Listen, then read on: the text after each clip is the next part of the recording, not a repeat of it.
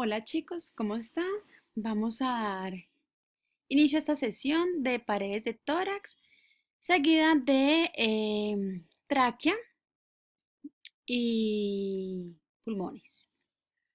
Ok, entonces vamos a iniciar hablando un poco de las paredes de tórax. Estas paredes están conformadas por estructuras óseas y musculares. Encontramos las costillas, que son 12 pares.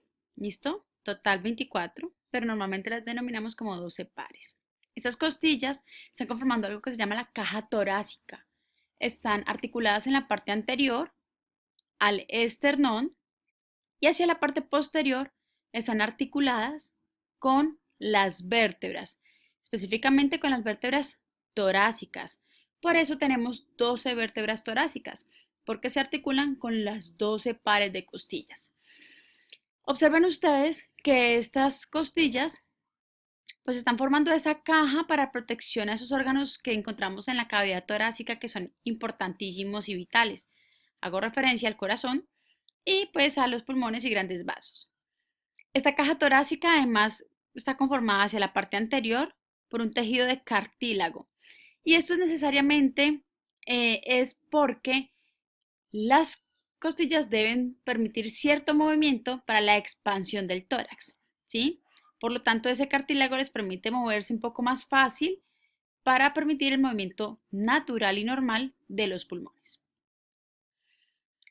De estas costillas hablamos que unas son verdaderas, que otras son falsas y que otras son flotantes. Dentro de las costillas verdaderas hablamos que son las primeras 7. Miren ustedes, ¿qué quiere decir que sean verdaderas? Que se insertan directamente al esternón. Contemos. 1, 2, 3, 4, 5, 6 y 7. Esas costillas son las denominadas verdaderas. De estas tenemos 3 falsas. ¿Qué quieren decir que sean falsas? Pues básicamente que se van a insertar, a unir, a articular a una cosilla que está por encima. Miremos una, dos y tres. Y definitivamente nos quedan dos, que son las dos flotantes. ¿Qué quieren decir estas? Que no se articulan con nadie, que literalmente están flotando y que quedan como a la mitad. Estas son las costillas que algunos famosos se han retirado para demarcar un poco más su cintura. Sin embargo, cabe resaltar que esas costillas son muy importantes porque son las costillas que van a dar protección a los riñones.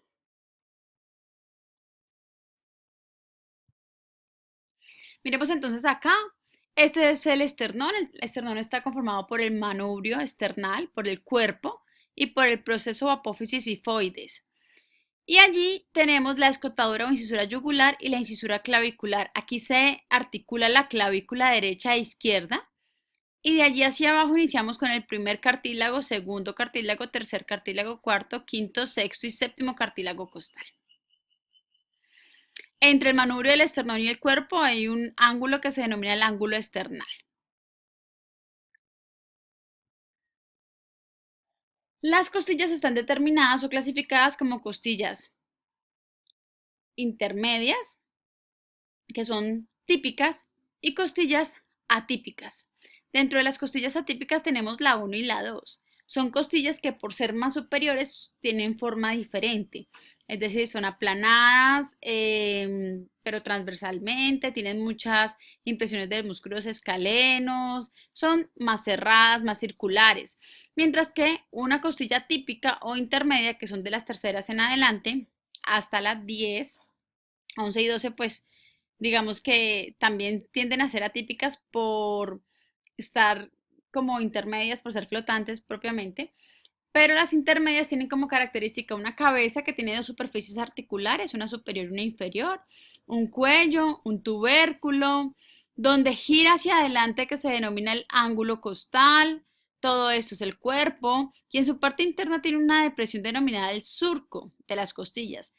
A nivel del surco de las costillas se ubican los vasos costales y los nervios que se denominan nervios intercostales, ¿sí?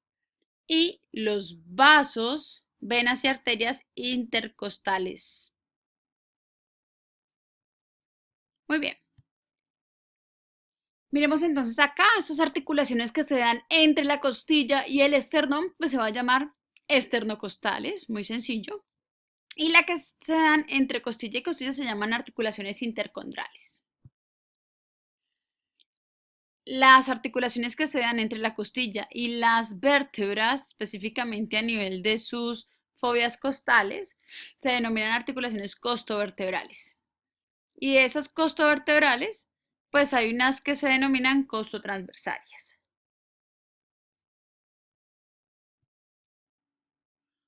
Así como todas las articulaciones del cuerpo, deben estar estabilizadas por ligamentos. Esta no es la excepción. Hay varios ligamentos, ligamentos intraarticulares y ligamentos radiados de la cabeza que permiten dar estabilidad a esa articulación y evitar que se desplace fácilmente. Ya habiendo entendido un poco cómo está conformada la caja torácica, pues pasamos a ver los músculos que están tapizando esa caja torácica y hablamos de tres músculos que la tapizan. Músculos intercostal interno, intercostal externo e intercostal íntimo. Observen ustedes. Esta es una caja torácica que se denomina caja porque es completamente cerrada, tanto sus paredes como su piso. El piso está cerrado por un músculo que es muy reconocido, que es el principal músculo de la respiración, denominado el músculo diafragma. Y hacia su parte anterior, que es la abertura superior del tórax, que es la que tiene en contacto de alguna manera directo con el cuello, pues es la única parte donde hay un espacio directo, ¿sí? Aquí no está cerrado por nada. Pero hacia sus paredes lateralmente tenemos músculos intercostal externo con sus fibras oblicuas hacia abajo, intercostal interno con sus fibras oblicuas hacia arriba y el intercostal íntimo que en esta vista no se ve, sino que se ve por la cara interna de la caja torácica.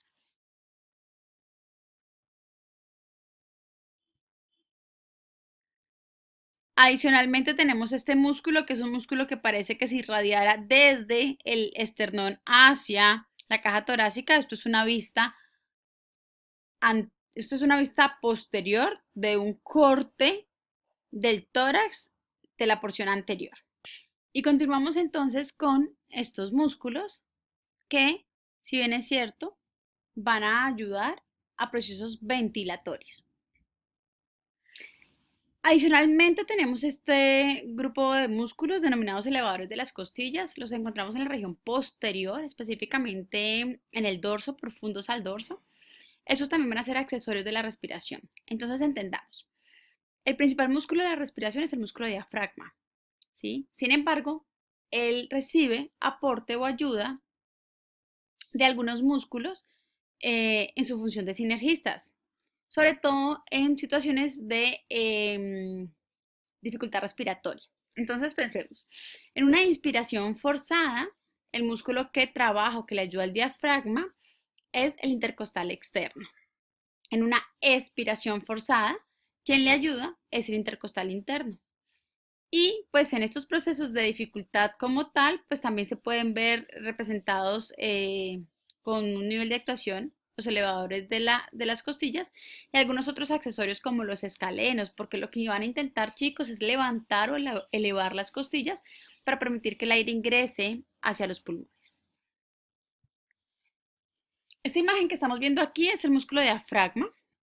Ya hemos hablado un poco de él, tiene su origen en todo el reborde costal y a nivel de los cuerpos de las vértebras lumbares en unos, digamos que puntos denominados pilares o cruces del diafragma. Quiero que entiendan que este músculo es quien va a dividir ese tronco en dos espacios, en un espacio superior denominado tórax y en un espacio inferior denominado abdomen.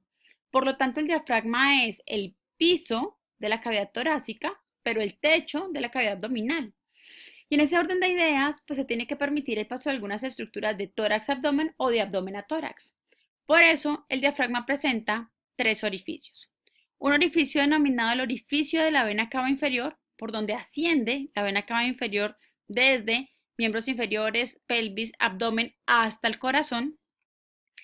El hiato esofágico, por donde desciende el esófago para llegar a la cavidad abdominal y al estómago específicamente y hacer todo su proceso. Y el hiato aórtico, por donde desciende la arteria aorta torácica y luego pasa a ser arteria aorta abdominal para llevar nutrientes al resto del organismo. Si ustedes observan, logran entender que estas fibras vienen desde su pared hacia una parte interna donde hay un tendón aplanado. Este tendón se denomina el centro tendinoso del diafragma y es sobre el centro tendinoso del diafragma donde se apoya el corazón.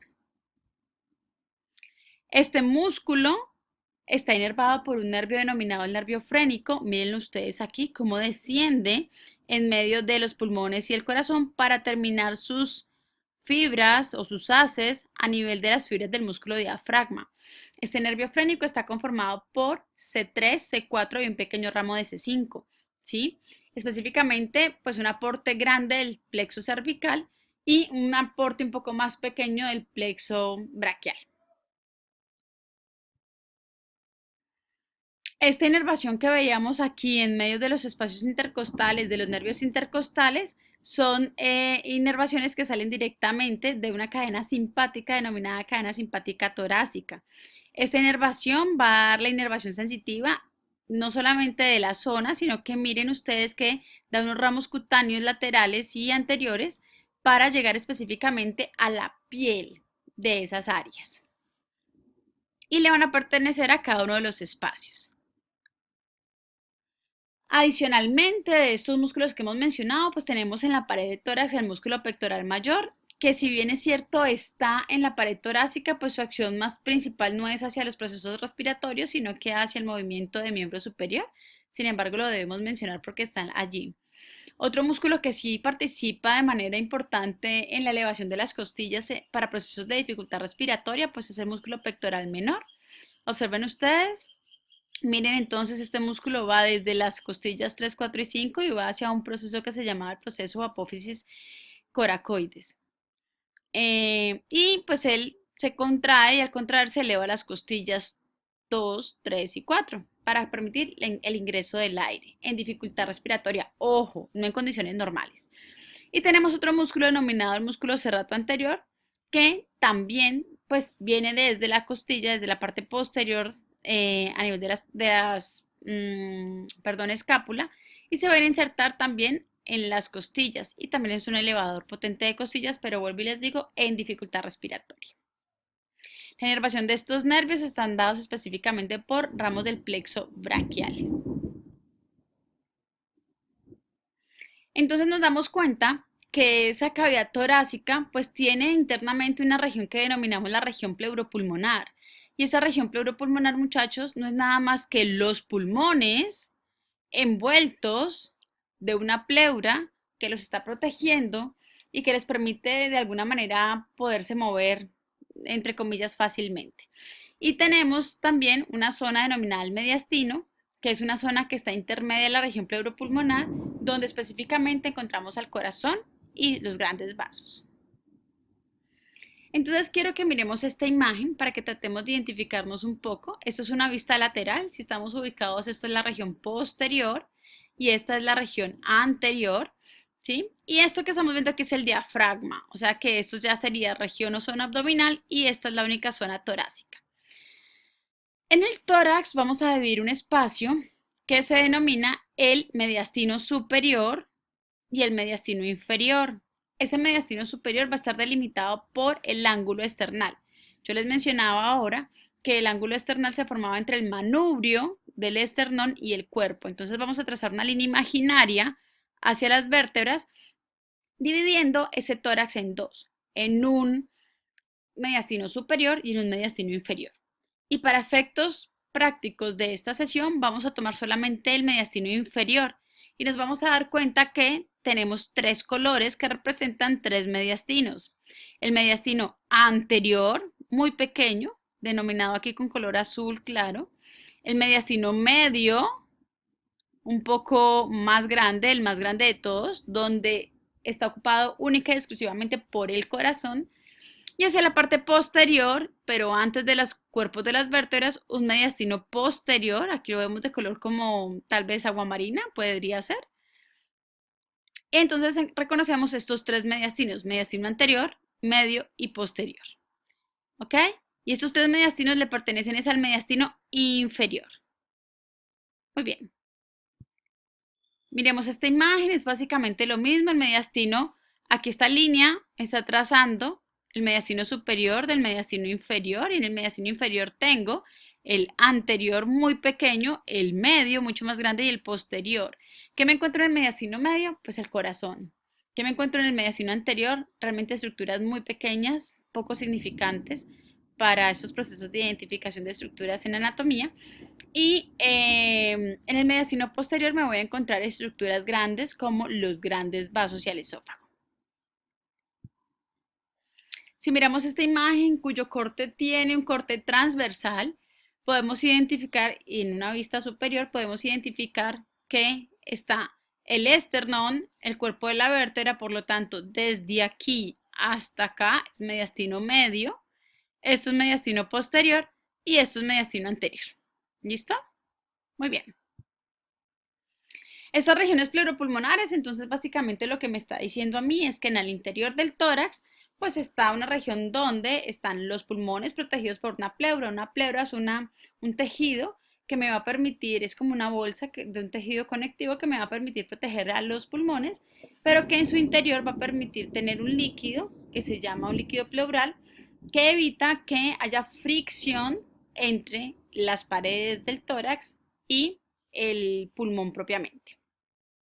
Entonces tengo una pleura pulmonar que está en contacto directo con el pulmón y una pleura parietal que va a estar en contacto con la caja torácica.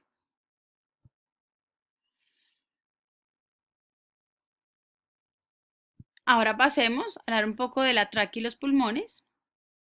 Entonces, seguimos en este mismo proceso de identificar las estructuras para terminar ese proceso ventilatorio. Si bien es cierto, ya hemos mencionado en sesiones anteriores específicamente el tema de cavidad nasal, faringe y laringe, y nos habíamos quedado allí porque la laringe iba a dar paso a lo que era la tráquea, ¿sí? Y de la tráquea, pues a los pulmones.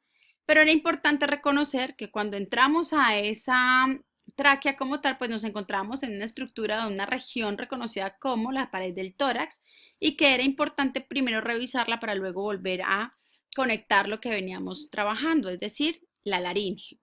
Entonces, si bien es cierto, el último cartílago de la laringe era el cartílago cricoideo, ¿sí? Y era un cartílago que tenía forma de anillo. Ese cartílago cricoideo era quien le iba a dar paso a la tráquea propiamente dicha. Y todo para generar estos procesos ventilatorios que no deben ser interrumpidos. Tenemos entonces en esta imagen cartílago cricoideo y el inicio de la tráquea. La tráquea es un tejido de fibrocartílago, ¿sí? La cual está conformada entre 16, 18 y 20 cartílagos en forma de C, unidos a través de ligamentos. Estos ligamentos se denominan ligamentos anulares. Entonces veamos aquí arriba la parte superior sería la laringe y damos inicio hacia la parte inferior con la tráquea. Esta tráquea va a tener un nivel o un punto donde la denominamos carina porque el cartílago en forma de B o de V genera internamente un pliegue mucoso denominado carina que permite que, que esta tráquea sea dividida en dos bronquios principales, un bronquio principal derecho y un bronquio principal izquierdo. Miremos esta imagen entonces, después de la laringe y en el inicio de la tráquea. Es importante recordar que en el cuello se relaciona con una estructura del sistema endocrino denominada la glándula tiroides. Es una glándula que va a regular ciertos procesos hormonales importantes y que cuando desciendes ingresa propiamente a la caja torácica, ¿sí? Y se relaciona con los grandes vasos sanguíneos y obviamente pues con los pulmones. Muy bien. Entonces, aproximadamente en longitud hablamos de que esta tráquea puede tener 16, 18 cartílagos, 20 aproximadamente, y que puede estar en longitud de unos 15, unos 16, 17 centímetros, y que va normalmente desde C6 hasta T4 o T5, dependiendo. Va a estar descendiendo ella, digamos que en relación con el esófago y que tenía un punto de bifurcación denominado carina que le permitía dividirse en dos bronquios principales, uno derecho y uno izquierdo. Observen ustedes en esta vista la tráquea, tienen ellos en forma de C, no son completamente cerrados y en su parte posterior está, digamos, de alguna manera sellado a través de una membrana fibrosa y de un músculo denominado músculo traqueal. Si miramos esta imagen, podemos identificarlo hacia la parte posterior. Exactamente posterior a la tráquea está descendiendo el esófago. Es por esta razón que a veces cuando ingerimos algún alimento muy grande, el alimento hace presión hacia las paredes del esófago, comprimiendo la tráquea y es la sensación de ahogo. Esa tráquea entonces va a generar esos bronquios principales, derecho e izquierdo. Ese bronquio principal derecho e izquierdo se va a dividir en bronquios lobares o bronquios lobulares para cada uno de los lóbulos del pulmón. El derecho tiene tres bronquios lobares, el bronquio lobar superior, el bronquio lobar medio y el bronquio lobar inferior, porque el pulmón derecho tiene tres lóbulos, superior, medio e inferior. Luego, cada bronquio lobar o lobular se va a dividir en bronquios segmentales, porque van a ir a cada uno de los segmentos del pulmón. ¿Listo? Después de esto, van a llegar a los bronquiolos respiratorios y allí van a poder realizar el intercambio gaseoso. Ojo, entre bronquios segmentales y bronquiolos respiratorios hay 23 divisiones más. Y cada vez que hay una división bronquial, pues el bronquio disminuye su grosor o su diámetro, haciéndolo más pequeño y generando mayor resistencia para el paso del aire.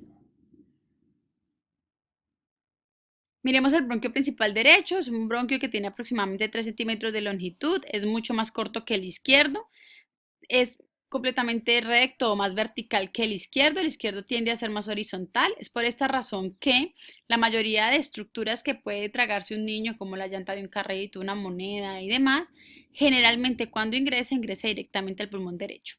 Por dirección se va hacia el derecho más fácil que hacia el izquierdo. Miren entonces acá, el bronquio principal derecho tiene un bronquio lobar superior, un bronquio lobar medio y un bronquio lobar inferior y cada uno de esos lobares luego se va a dividir en segmentales que no vamos a tener en cuenta en este video ni para la clase porque son divisiones muy específicas para otro tipo de público. Y el bronquio principal izquierdo, ya les comenté, es un poco más largo, puede medir aproximadamente 4 centímetros y es más horizontal, ¿listo? Lo que hace que se dificulte más que hacia ese bronquio se vayan algún tipo de objetos. Este solo tiene dos bronquios lobares, bronquio lobar superior y bronquio lobar inferior, pero a su vez tiene muchos segmentales, ¿listo? Y estos, pues es importante reconocerlos e identificarlos porque el pulmón izquierdo tiende a ser un poco más pequeño, pero en realidad más que ser más pequeño, es que su ubicación es diferente dado que hacia el pulmón izquierdo se recuesta el corazón.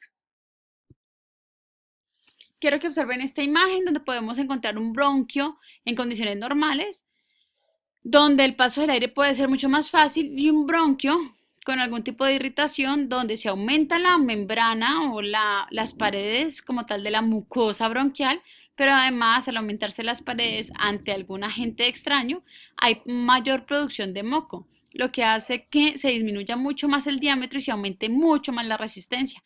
Eso es lo que ocurre cuando tenemos pacientes que de alguna u otra manera requieren soporte ventilatorio o nebulizaciones para volver a dilatar este espacio y que el aire entre sin dificultad.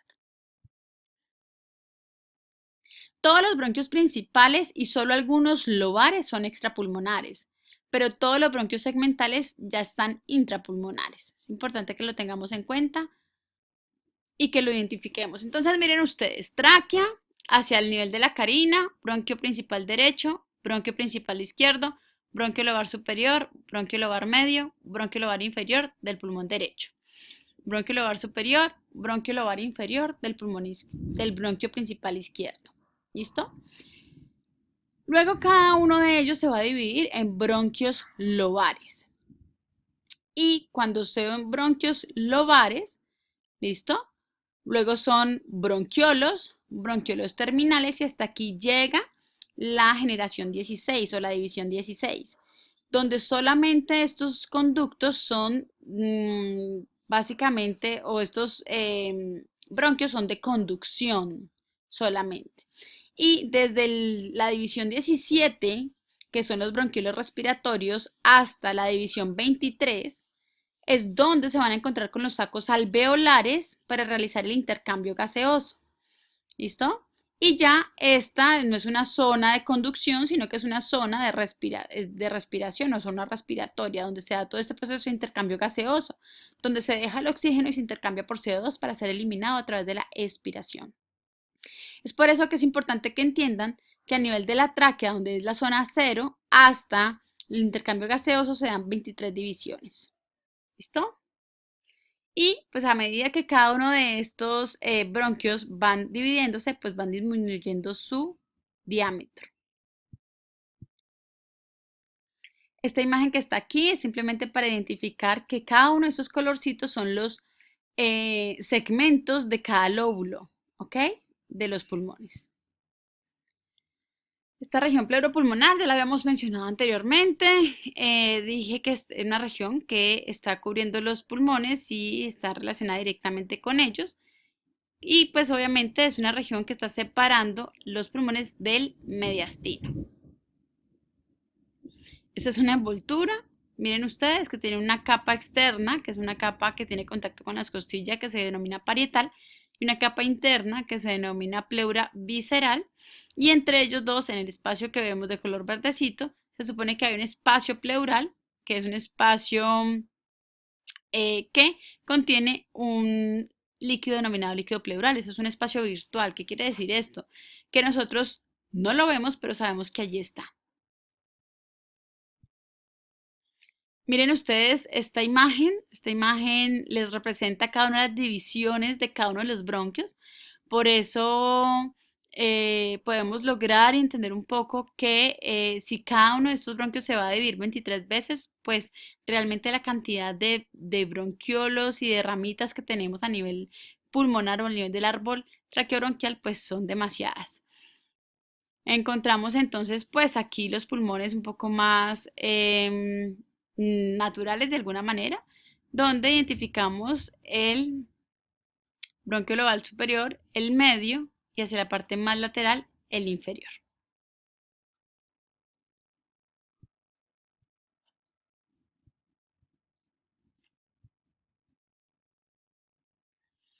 Ahora hablemos un poco acerca de los pulmones. Ya les había mencionado algo, les dije que el derecho era un poco más voluminoso que el izquierdo y que esto estaba asociado básicamente a la relación que tienen con el corazón y a la cercanía del corazón con el pulmón izquierdo. Adicionalmente, ustedes han identificado que el derecho tiene 3 lóbulos, mientras que el izquierdo solo tiene 2. Para que esto ocurra, el pulmón derecho tiene que tener o tiene 2 fisuras, una fisura oblicua y una fisura transversa. Y esas fisuras están separadas por tejido conectivo y les permite generar en últimas los 3 lóbulos, superior, medio e inferior. ¿Listo? La relación, digamos, de esta fisura oblicua es que inicia a nivel de T4, de la vértebra T4, y va a terminar a nivel de la costilla 6.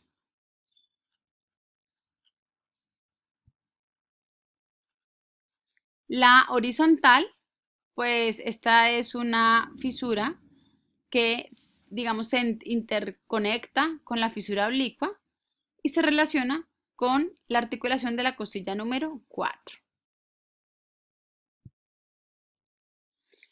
Y para el pulmón izquierdo, quien solamente presenta un lóbulo superior y un lóbulo inferior, solo encontramos una fisura denominada fisura oblicua. Esta fisura oblicua inicia a nivel de la vértebra 3, la vértebra torácica 3, y va a terminar a nivel de la costilla número 7. Y aquí es importante que reconozcamos que presenta ese lóbulo superior del pulmón izquierdo una estructura denominada língula. Y esta língula es una prolongación del músculo, perdón, del pulmón o del mismo tejido pulmonar que va a apoyarse sobre el corazón.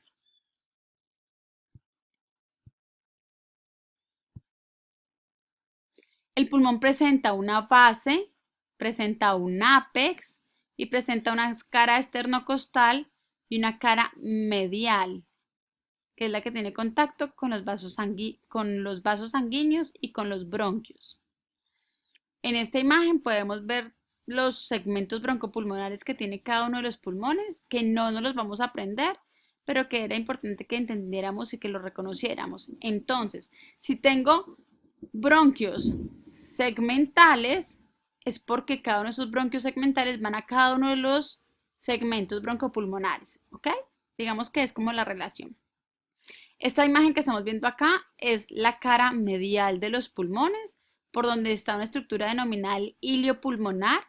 El hilio pulmonar es la estructura por donde le ingresan vasos sanguíneos al pulmón, ingresan y salen vasos sanguíneos al pulmón, pero también por donde ingresan los bronquios principales o bronquios lobares. ¿Listo?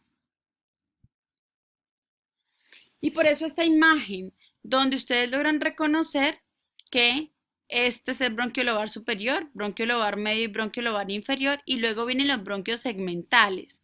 Pero estos bronquios segmentales pues van para cada uno de los segmentos. ¿Listo? Por ejemplo, este bronquio segmental que se llama el bronquio segmental apical va para el segmento apical del pulmón derecho. Este, que es el bronquio segmental anterior, va para el segmento anterior del pulmón derecho. ¿Listo?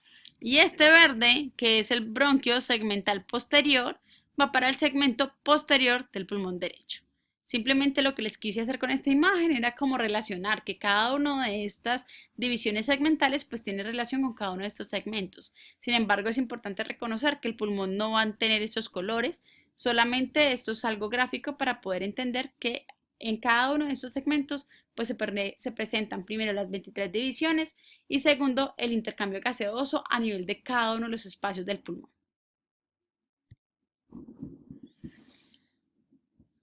Algunas lesiones traumáticas podrían generar que entre el espacio pleural, es decir, entre la pleura parietal y la pleura visceral, se pueda llenar o de sangre o se pueda llenar de aire.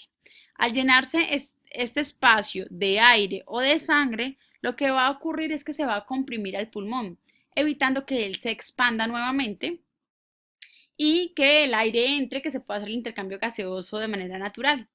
Cuando este espacio se llena de aire, se llama neumotórax. Pero cuando este espacio se llena de sangre, se llama hemotórax.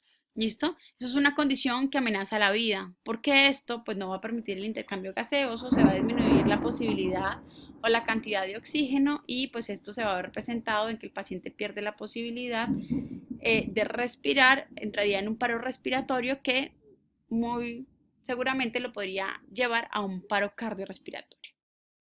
Y por supuesto, pues amenaza con su vida. Para este tipo de pacientes lo que se hace es una toracostomía, que es un tubatórax. Básicamente, este tubatórax lo que quiere es drenar ese aire o esa sangre que está en este espacio y inmediatamente al ser drenado y al ser liberado de este espacio, el pulmón vuelve a expandirse, permitiendo que el aire vuelva a ingresar y se realice el intercambio gaseoso de manera natural. Es importante que reconozcamos que en el tórax hay digamos que unas ubicaciones de referencia, entonces vamos a ubicarlo fácilmente. Lo primero es que vamos a trazar una línea imaginaria al ladito, al lado y lado del esternón, y esas líneas se van a llamar las líneas paraesternales porque están paralelas al esternón. Luego vamos a tomar la clavícula y la vamos a partir a la mitad y trazamos una línea por toda la clavícula hacia abajo denominada línea medioclavicular. Luego tomamos la axila y trazamos una línea en toda la mitad de la axila. Esa línea se va a llamar línea axilar anterior. ¿Listo? Por delante, perdón, línea axilar media. Por delante de ella trazamos otra línea denominada línea axilar anterior y por detrás otra línea denominada línea axilar posterior. Y también es importante reconocer que empezamos a identificar los espacios intercostales, ¿sí? Que lo podemos iniciar entre nosotros con la palpación. Nos palpamos primero la costilla y seguida de ella vamos a encontrar el primer espacio intercostal, perdón, la clavícula, y hacia abajo el primer espacio intercostal, y así podríamos ir contando cada uno de los espacios intercostales. Esta es una imagen de un paciente que se le ha colocado un tubatórax, o se ha hecho una toracostomía. Y básicamente lo que está haciendo este tubo es drenando, en este caso puede ser aire, porque no vemos sangre, pero también podría ser sangre, a un tubo donde permite que se libere el espacio precisamente para que se expanda el tórax y pueda hacer intercambio gaseoso de manera natural. Bueno, chicos, pues en términos generales, esto era lo que quería comentarles un poco acerca del sistema respiratorio, específicamente de la parte más inferior o más baja del sistema respiratorio, y un poco pues como adentrarlos a lo que era paredes de tórax.